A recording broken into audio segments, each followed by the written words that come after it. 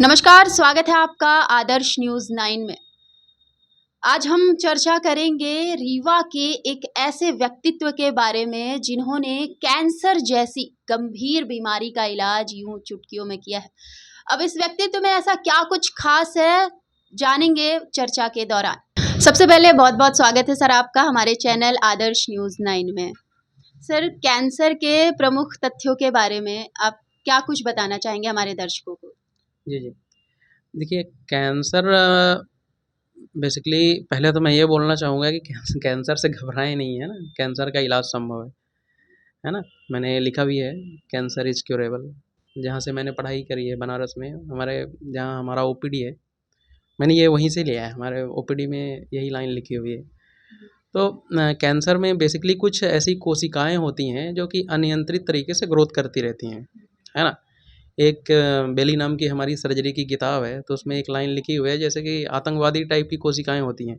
Generally एक कोशिका दूसरी कोशिका से सतह में मिल के रहती है, उसके अंदर इन्वेड नहीं करती है। तो कैंसर का एक स्पेशल लक्षण होता है इन्वेजन, वो दूसरे कोशिका के अंदर प्रविष्ट कर जाती है ना? तो इन्वेजन होता है।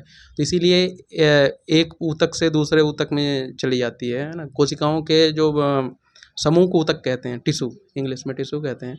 तो बेसिकली ये कैंसर का डेफिनेशन अपन ऐसे बोलते हैं कि अनियंत्रित ग्रोथ जो होती है वो कैंसर होता है। सर, अकॉर्डिंग टू डेटा आज देश में सबसे ज़्यादा मरीज कैंसर के किस प्रकार के कैंसर से लोग ग्रसित हो रहे हैं? जी, जी, जी।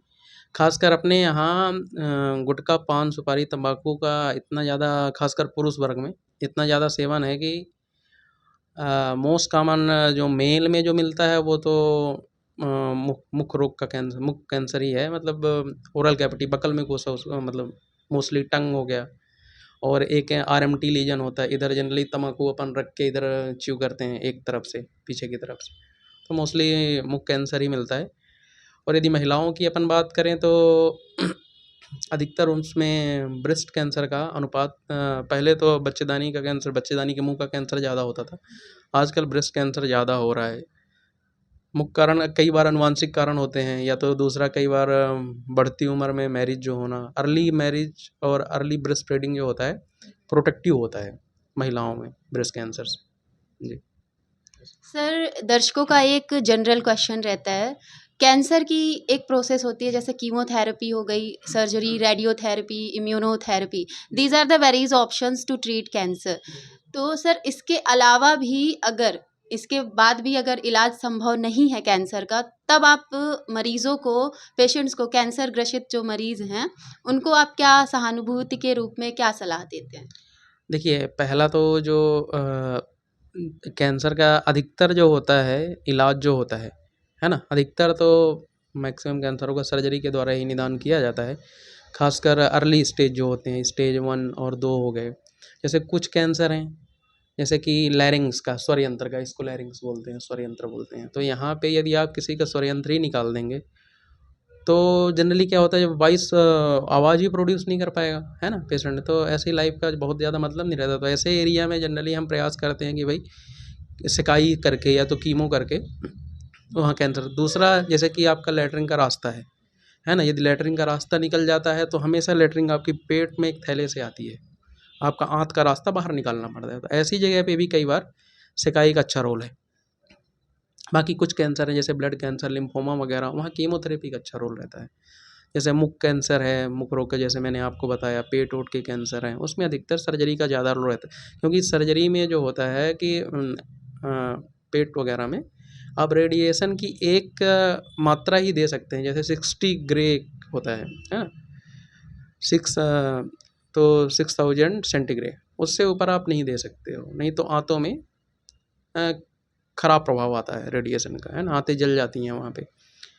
तो बेसिकली ये अलग-अलग मॉडलिटी होते हैं। आपने जो बोला, यदि स्टेज बढ़ गया है, जनरली अपन देखते हैं कि स्टेज 4 है, तो कुछ कैंसर को छोड़ के, जैसे मान लीजिए प्रोस्टेट कैंसर है, ब्रेस्ट कैंसर है। एक कहावत है, हमारे हेड अक्सर बोला करते थे कि भाई मेल को यदि भगवान बोल रहा है तुमको एक कैंसर देंगे, तो कौन सा देना? बोलो प्रोस्टेट कैंसर दे दो। क्योंकि अमूमन सब कैंसर में अपन 5 साल की लाइफ की बात करते हैं, प्रोस्टेट कैंसर में अपन 10 साल की बात करते हैं। मतलब स्टेज 4 में भी पेशेंट कई बार 8-10 साल जीता है। ऐसे ब्रेस्ट कैंसर में भी काफ़ी काम हो गया है। तो ब्रेस्ट कैंसर में भी कई बार पेशेंट थोड़ा ज़्यादा ज़िंदा रहते हैं। अधिकतर आँत वगैरह इन सब के जो पेट वगैरह के कैंसर रहते हैं, इसमें सर्वाइवल थोड़ा कम रहता है। जैसे 6 मंथ टू 1 ईयर ऐसा स्टेज 4 में रहता है। तो अधिकतर हम फ़ोकस करते हैं भाई पैलिएटिव केयर में। पैलिएटिव केयर मतलब जैसे पेशेंट को दर्द ज़्यादा है तो दर्द की दवाई दे दें, कहीं ब्लॉक लगा दें, है ना? उल्टी है तो उल्टी की दे दें। आँतों में रुकावट हो गई है, वहाँ पे स्टेज 4 है, ट्यूमर आ गया है, तो कई बार हम स्टोमा पेट में बना देते हैं कि कम से कम मरीज़ की लैट्रिन आती रहे तो खाना-पीना खा पाता है। नहीं तो पेट में रुकावट की वजह से क्या है, लैट्रिन ही नहीं आती, तो पेशेंट को भूख नहीं लगती, ऐसा है। तो ये सब पैलिएटिव केयर बोलते हैं जो आप पूछ रहे हैं। जी। सर, अपनी ओर से आप कैंसर से बचाव के लिए लोगों को क्या बोलना चाहेंगे, क्या बताना चाहेंगे? जी, जी, जी। मेरा जो मानना है तो सबसे पहले लाइफ़स्टाइल देखिए, एक हमारी कैंसर की बुक है जो कि हम लोग पढ़ते हैं, डेबिता नाम की किताब है। उसमें एक्सरसाइज पे जोर दिया गया है। मेरी फ़ाइल में भी आप देखेंगे एक लाइन मैंने लिखी है, तो डेबिता की मैं ये लाइन आपको बोल रहा हूँ कि 8 मिनट का एक्सरसाइज, मैंने पहले भी बोला है, 8 मिनट का एक्सरसाइज 1 मिनट का लाइफ़ बढ़ाता है। और एटलीस्ट आधे घंटे हर दिन आपको एक्सरसाइज करनी है। और उसमें डायरेक्ट 4 बीमारियों जैसे स्ट्रोक हो गया, जैसे ब्रेन का जो अटैक बोलते हैं, हार्ट अटैक, ये 2 बीमारियाँ हो गई, बीपी और शुगर, इसका डायरेक्ट बेनिफिट लिखा हुआ है एक्सरसाइज से। तो बीपी, शुगर, स्ट्रोक और MI, heart attack, myocardial infarction, तो इसलिए एक्सरसाइज ज़रूर करें। दूसरा, जैसे मैंने बोला कि मुख रोग का कैंसर बहुत कॉमन है, उसका मेन कारण है आपका मसाला, पान, सुपारी, तंबाकू जो है खाते रहते हैं लोग, तो उसका सेवन मैंने अभी 25 साल, एक रावत करके पेशेंट था, एक सुनील केवट करके एक पेशेंट मैंने ऑपरेट किया था। उम्र 25 साल, 30 साल, इस एज के भी पेशेंट हमने ऑपरेट किए हैं। मतलब 3-4 पेशेंट मेरे बहुत अर्ली एज के हैं, मतलब थर्ड या फोर्थ डिकेड। जनरली पहले अपन देखते थे कि 50-60 साल में मिल रहा है, लेकिन काफ़ी अर्ली आ रहा है अब, है ना? तो क्योंकि कई बार ऐसा भी होता है, कोई जीन है बॉडी में वो भी म्यूटेट हो जाता है, इन्वायरमेंटल फैक्टर भी रहते हैं, लेकिन बेसिकली आपका ये पान, सुपारी, तंबाकू, अल्कोहल वगैरह, इनका एड ऑन इफेक्ट होता है, एक दूसरे से जुड़ के असर करते हैं। तो हमारी भाषा में बोलते हैं फील्ड कैंसराइजेशन, है ना? तो फील्ड ही वो चेंज कर देते हैं। तो एक एरिया में कैंसर है तो उसको आपने निकाल दिया, कई बार वो दोबारा भी आ जाता है ना, म्यूटेट होकर, ऐसा रहता है। सर, एक आखिरी सवाल, सर कैंसर की लागत क्या है? जैसा कि मैंने सुना है आपके बारे में, आप कैंसर पीड़ितों को फ्री में सुविधाएं देते हैं, तो आप अपनी ओर से क्या-क्या संसाधन या कहें कि क्या-क्या सहायता लोगों को प्रदान कर रहे हैं? देखिए फ्री में तो नहीं दे रहे हैं, है ना? कुछ ना कुछ कॉस्ट तो लेते हैं, लेकिन हाँ, ये है कि थोड़ा-सा सस्ते में सेवा दे रहे हैं। मतलब सस्ते में सेवा, जैसे कि ब्रेस्ट कैंसर में लगभग 40,000 में ऑपरेट कर रहा हूँ।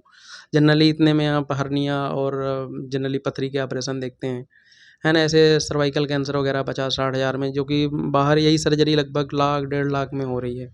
हेड नेक हम कभी 1 लाख में कर देते हैं, कभी 80,000 में, जैसा पेशेंट रहता है। तो पहले तो मैं मरीज़ का व्यवसाय पूछ लेता हूँ कि भई आप करते क्या हैं? उस हिसाब से फिर इलाज करते हैं। जो अफोर्डेबल नहीं रहते हैं तो कई बार उनको बीएचयू में भेज के, या तो जवाहरलाल में हमारे एक सीनियर हैं, उनके यहाँ भेज के फिर ऐसे इलाज करा, किसी के पास आयुष्मान है तो उस हिसाब से फिर देख के उसका बाहर इलाज करा देते हैं, ऐसा रहता है। जी। बहुत-बहुत धन्यवाद सर आपका।